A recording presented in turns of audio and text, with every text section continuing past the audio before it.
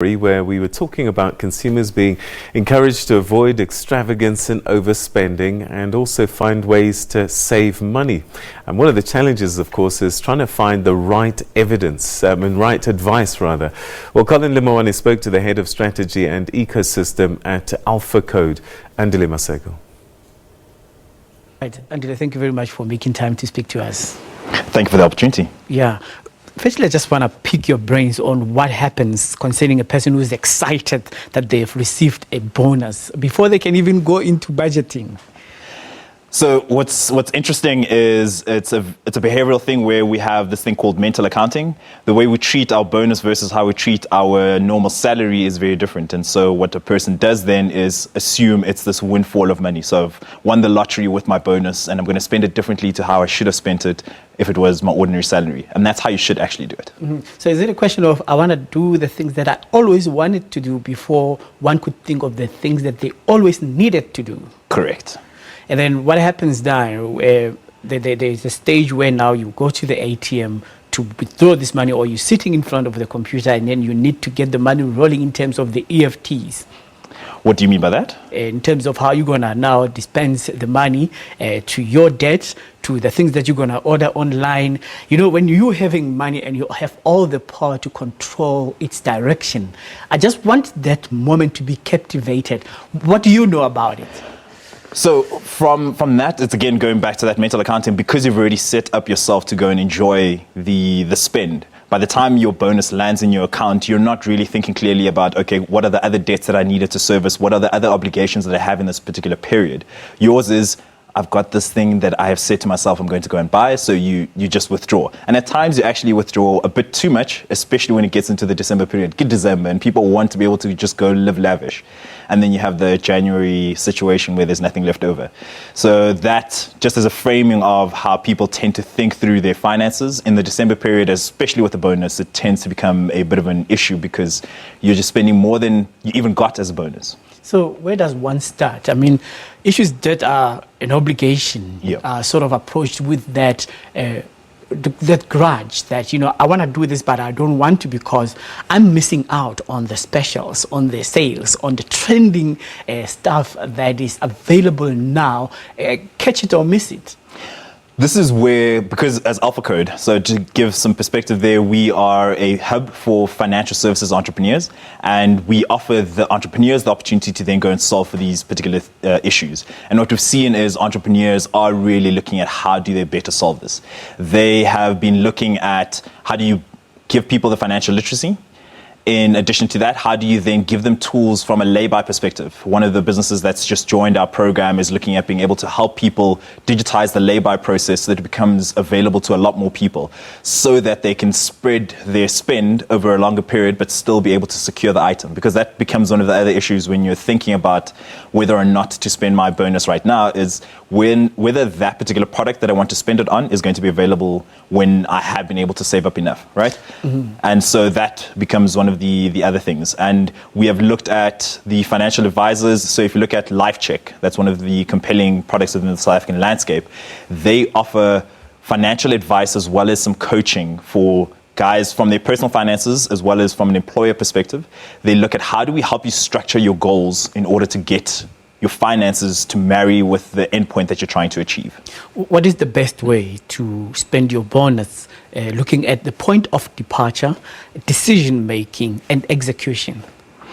That's what our entrepreneurs can help you solve, and that's why for us we have looked at 5 of the businesses that we've come across in our portfolio, and to give you the exact answer is also person dependent. I am not a financial advisor, so I don't want to venture into that realm. I'd rather be able to say to you, here are the tools that you can use in order to be able to better facilitate your spending of your financial windfall, your bonus being that windfall. So when you look at the products that we have looked at, My Treasury is one of the compelling ones that looks at how do you save better. So they are a comparison site that looks at the different financial service products. They have 10 financial institutions that they're engaging with who give them the interest rates. You indicate the period for which you're wanting to save, and then they go and give you back the info on which one gives you the best interest rates. When you look at Outvest as an example, they're saying, here is your goal. and these are the various products. What is your risk appetite like? On a sliding scale, you indicate, they help you get to that. So those are some of the products that we have seen people building out, which I think people can go to. More on that, you look at somebody like Stokfella. Stokfella is saying we've had stokvels within the South African ecosystem. Savings clubs are a phenomenon across the continent. How do you make them relevant for this digital era that we're living in? And they have gone and digitized that and created a savings account for stokvels to be able to go and now save their money. One of the things I had experienced whilst building out a fintech myself was the stokvel products that are generally available from the traditional financial service players don't have a digitized aspect. So you're still having to go in branch to go and deposit and withdraw.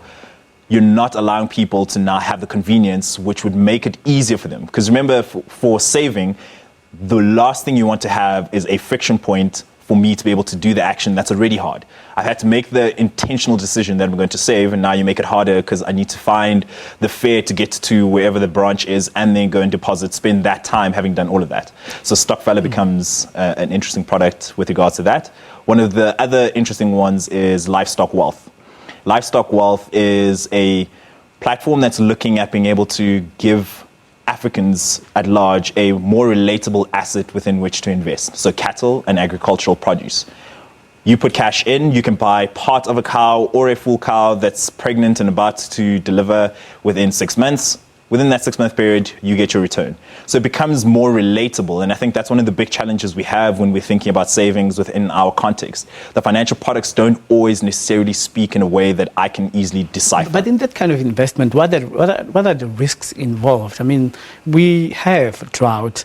We've been having floods, and there's no guarantee, even with veld fires, that that animal in 6 months' time would still be alive, and the money has already been put in. Is there any way you cushion the investment? There is insurance on the investment that you make. So at the very minimum, you'll get your capital back. You might not get to enjoy the upside, but that is the nature of investing. You have to also be willing to take a certain degree of risk. So if your capital is at least secured, I think you're not worse off for having taken that risk. The Stokvel issue that you have already alluded to, people have actually not been able to respond to the digitization of the service because of the cost involved. With Stokvel, you put 20 Rand in, there's no bank that's going to charge you, and you will get your money as is at the end of the year, according to the cumulative effect. So then how do you deal with the issue of cost and the reluctance of the Stokvel members to go down that route? Tsepo Moloy is the entrepreneur who's led Stokfella. He has spent the past, 5-6 years actually engaging with stokvels to get them step by step to want to buy into this. And how he's gone about it is there's a 0 monthly maintenance fee on the account. He's got slightly higher interest rate and up to maximum higher interest rate than some of the traditional financial service players. And because he is approaching each stokvel treasurer, the pain point at which the person who's having to account for all of this, making them be the advocate for the rest of the group, you can then get the buy-in from the group as to why it's more effective for you to save via a digital mechanism, because you can now get to track it as well. So your initial point was around the loss of capital by virtue of putting 20 Rand in, but I don't know if necessarily it's going to be 20 Rand by the end of the month because all of the other deductions have come off. Without a monthly fee, you're at least secured of the minimum capital you put in. You should be able to get out. There'll be the transaction fees, but hopefully, as a group, when you're saving, the interest that you're accruing offsets against the transaction fees on the account. Hopefully, the money will be well spent. And then hopefully, the money is well spent thereafter. That's why I encourage people to then go look at LifeCheck, look at Worth. They are a financial education platform that then gives you the various tools. Education is the one aspect, but coaching actually makes sure that you cement what you've learned in order for you to be able to grow your finances for the benefit of the goals that you've set them for. All right. Thank you very much for making time. Thank you.